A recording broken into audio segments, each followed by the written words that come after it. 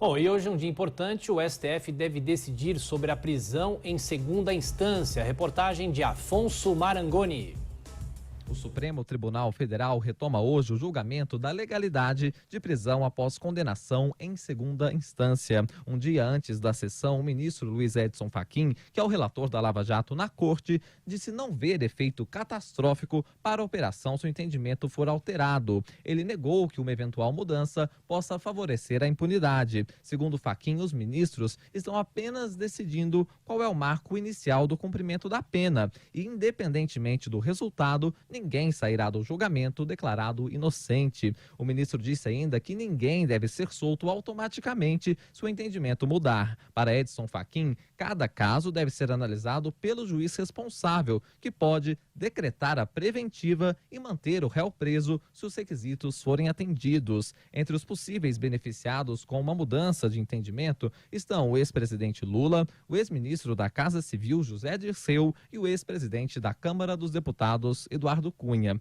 O julgamento da prisão após condenação em segunda instância começou no dia 17 de outubro e até agora 7 dos 11 ministros do Supremo já votaram. Nos últimos 9 anos, o STF já se reuniu ao menos 6 vezes para analisar o caso. Desde 2016, vigora o entendimento de que réus podem começar a cumprir a pena de forma antecipada, sem a necessidade de aguardar o trânsito em julgado da sentença penal condenatória. Até agora, o placar está em 4 votos a favor e 3 contra a prisão após a segunda instância. Os ministros Marco Aurélio Mello, relator do caso, Rosa Weber e Ricardo Lewandowski defenderam que condenados só cumpram pena quando todos os recursos, inclusive em tribunais superiores, forem esgotados. Luiz Edson Fachin, Alexandre de Moraes, Luiz Roberto Barroso e Luiz Fux já se posicionaram pela prisão após a condenação em segunda instância. Ao votar, Marco Aurélio Mello disse que a Constituição não deixa dúvidas. A culpa surge após alcançada a preclusão maior. Descabe inverter a ordem natural do processo crime. Que ordem natural é essa?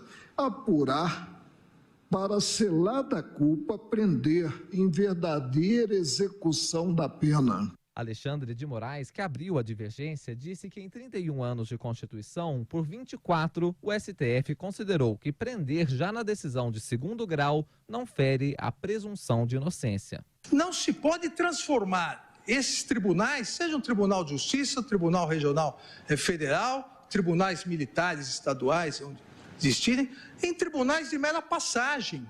Ignorar, portanto, essa possibilidade de execução da decisão condenatória de segundo grau, escrita, fundamentada, que foi dada mediante a observância do devido processo legal, ampla defesa, contraditório, com absoluto respeito às exigências básicas decorrentes do princípio da presunção de inocência perante o juízo natural de mérito do Poder Judiciário, é enfraquecer o Poder Judiciário. Ainda faltam os votos dos ministros Gilmar Mendes, Celso de Mello e Carmen Lúcia, além do presidente da Corte, Dias Toffoli. Gilmar Mendes já votou das duas formas, mas recentemente tem feito críticas à prisão em segunda instância e já indicou que deve votar contra o entendimento. O decano do Supremo, Celso de Mello, sempre que foi chamado a se posicionar, foi contrário ao cumprimento antecipado da pena. Já Carmen Lúcia foi a favor da prisão em segunda instância todas as vezes. A tendência é que Toffoli desempate o julgamento.